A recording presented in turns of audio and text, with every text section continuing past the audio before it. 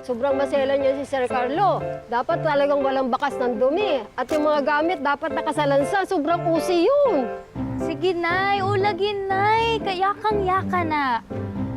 At saka as much as possible, dapat invisible ka sa kanya. Ayaw yun ng machika, pakialamero, at kinakausap siya. At saka ayaw yun na pinapakailan mga routine niya. Dapat laylo ka doon. Nay, akong bahala. Ay, lagi ka bala ka, Nay. Laylo! Magaling ako dyan.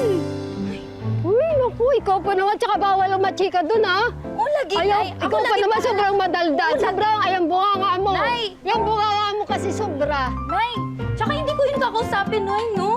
For sure, antipati ko yun. Ganyan yung mga dato. O, hindi naman ganun dyan. Tahimik lang yun. Nangyari lang yan simula nung... Nangyari sa kanilang dalawa nung mapapangasawa sana niya. At yun ang sinasabi ko sa iyo, huwag kang magmarites doon. Huwag na mo siyang tatanungin tungkol doon sa fiancé niyang... Yung matagal niya ng jowa na maganda, pero bigla siyang iniwan sa altar nung kasal niya. Tumigil ka nga, kasasabi ko lang huwag mamarites.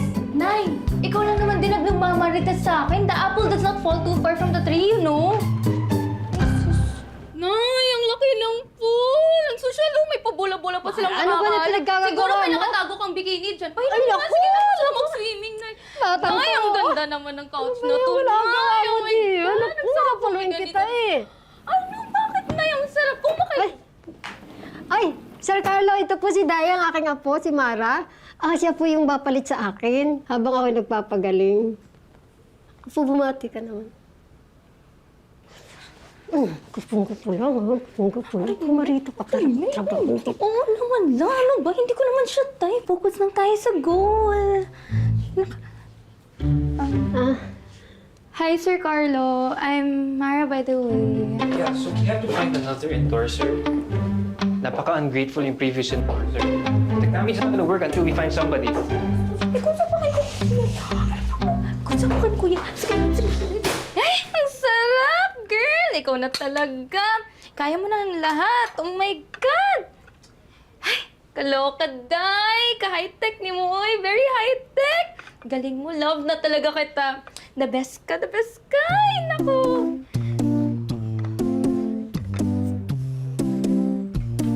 Are you listening? Ay, Wang! How many times do I have to tell you, okay? You're useless! What? Ano yan? Nilagang pal... Ay, baka, sir. Naglinis ka na ba?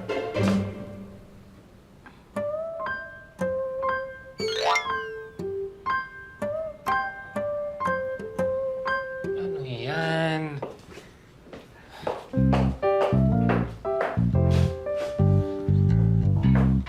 Ano yan? What's that? So, inuna mo pang magluto ng kakainin mo bago ka maglinis? Hindi, sir. Pagkatapos mong kumain, maglinis ka, ha? That's what I pay you for. Sir, nilaga... Buang, Jude.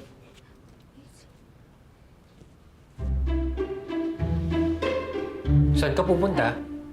Ay, sir, nalinis ko na po kasi lahat ng mga estante, sir. Tapos, nag-mop na din po ako kanina. And then, nagluto po ako kanina. So, naghugas na po ako ng pinggan, kaldero, at saka utensils. Hindi naman po pala kayo kumakain, sir. So, akala ko naman kumakain kayo. So, hindi na po. Nandito. Daldal mo.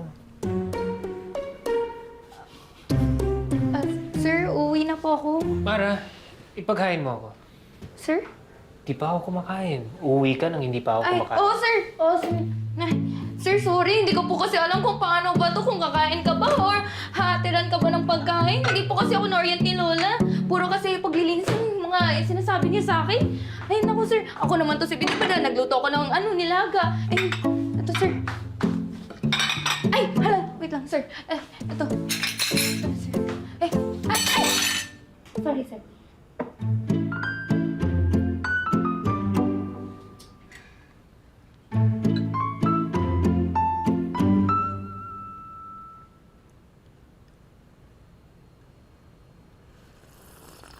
OA naman nitong lalaking to. Ngayon ka lang ba makakatikim ng nilagang baka? Oo, alam ko masarap ako magluto, pero grabe naman sa reaction yan. Sir, masarap po ba, sir? Nga pala, Mara, bakit ka uuwi? Hindi ka ba matutulog dito?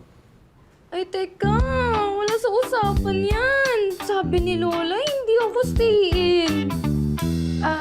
Sir, ano po kasi, Hindi ba sinabi ng lola mo sa'yo? Ano ba to? May masama bang balak to sa akin ngayong gabi? Ay, okay lang naman. Hindi lang ako prepared. Ay, Diyos ko, ano ba to? Hello, I'm talking to you.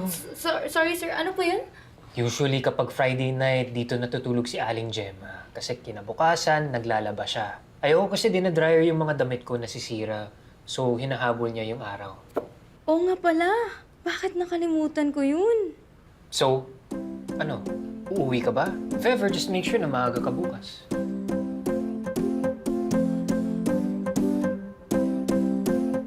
sir, tanong ko lang po, kung dito po ako matutulog, saan po ako higa?